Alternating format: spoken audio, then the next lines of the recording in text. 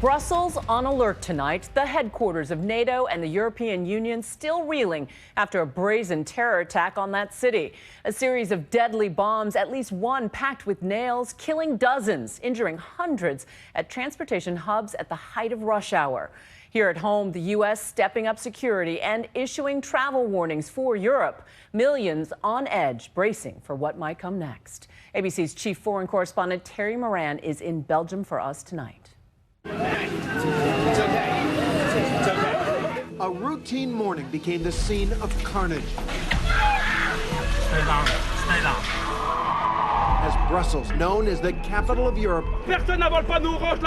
became the target of two separate terrorist attacks. What it was?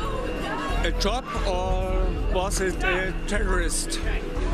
Twin blasts hit Brussels International Airport, filling the terminal with smoke and shattered glass. Big bang, everybody cried and came along here. We saw kind of smoke, you know. And then, an hour later, another explosion at the Malbec metro station. ISIS has claimed responsibility for the deadly terror attacks that left at least 31 dead and at least 250 injured. Tonight, 15 local hospitals are treating the victims. This nail was recovered from a victim's body, possibly indicating a nail bomb was used in these attacks. The terror started at 8 a.m. in the departures terminal of Brussels Airport. There have been explosions in the terminal hall.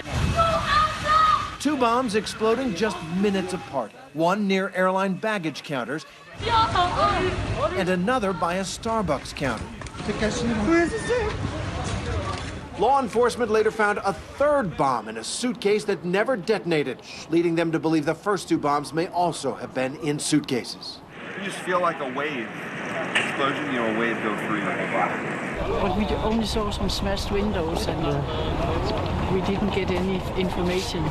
The terminal filled with smoke and the sound of screams. We're fine. Travelers lying on top of each other on the floor, this man holding a little girl. Stay down. Stay down.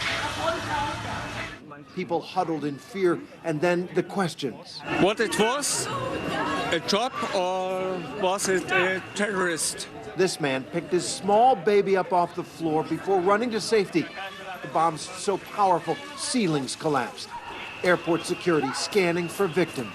You have to go outside. Okay.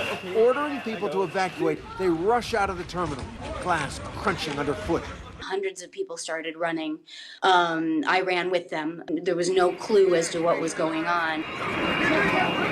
Outside, smoke pouring out of shattered windows as terrified travelers run away. About an hour after the airport blasts, another explosion about 7 miles away at Malbec metro station. A bomb tearing through a 5-car train packed with rush hour commuters. Everyone started screaming and people dropped to the floor. People were crying. American Brian Carroll was on that train. Collectively, we all manually forced open the door.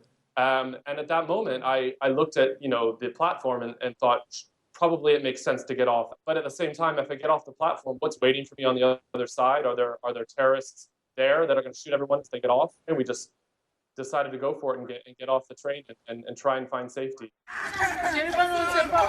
One metro stop away from Brian's, the terrified screams of a child, survivors helping each other out of the subway cars and walking into dark tunnels to escape. This man still clutching a bouquet of flowers. Details are beginning to emerge tonight about many of the injured, including Belgian professional basketball player Sebastian Bellen. He had to stay on the floor for about an hour, so he lost a lot of blood until he was finally transported to a hospital. And then there's Chad and Kimberly Wells' son, who was burned and hit by shrapnel, but able to call his parents today from his hospital bed. But your eyes are okay? Yeah, and then my right hand is also kind of badly burned. Okay.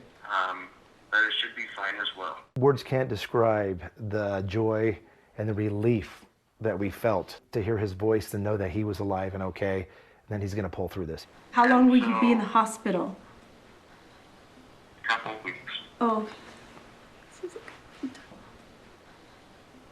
He's had a history of close calls. Wells was a block away from the Boston Marathon bombing 3 years ago. And he was in France during the Paris attacks in November.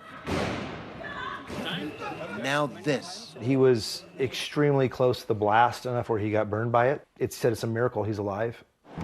Now investigators are trying to find the people responsible. This photo shows 3 possible suspects from the airport attack. According to the Belgian federal prosecutor, 2 of the 3, he says, are likely suicide bombers. An urgent manhunt is now underway for one possible surviving suspect. The manhunt triggering raids across Brussels. Guns drawn, a drone overhead, police move in using a camera on a stick to peer into an upper floor apartment. These people evacuated through a window. Residents gathered to watch. They did not allow me to go inside or even outside, this man said. The people living there cannot go out. The sweep lasting deep into the night.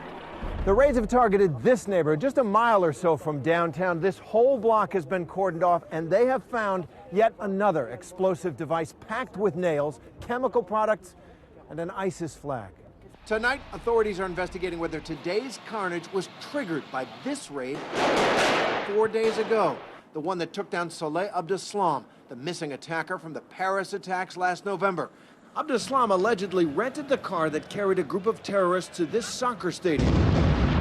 Abdeslam also rented the car that dropped off the ISIS gunman at the Bataclan Theater, where an American rock band was playing to a sold-out venue.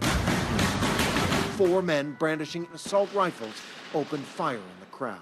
The most wanted man in Europe, all the while apparently hiding right under the noses of Belgian authorities. He evaded them for 4 months, until they found him in this apartment only a few yards from his family home. Abdeslam is believed to be the man in the hooded sweatshirt being dragged off the pavement by police, shot in the leg. You can see him limping as they force him into the car. Special forces search the nearby buildings with their guns drawn, looking for accomplices. Authorities say in custody, Abdeslam cooperated, admitting to planning other attacks, all while hiding in Molenbeek, a neighborhood known as a hotbed of extremism. The streets of this neighborhood are full of Arabic restaurants and grocers and butchers, and it's one of the neighborhoods that has sent more jihadi fighters to Syria and Iraq than any other place in Europe. 3 of the alleged Paris attackers were from here, and of the more than 500 Belgians believed to have gone to fight for ISIS, many have links to Molenbeek. Today, Brussels has declared 3 days of national mourning, and the world is rallying behind them.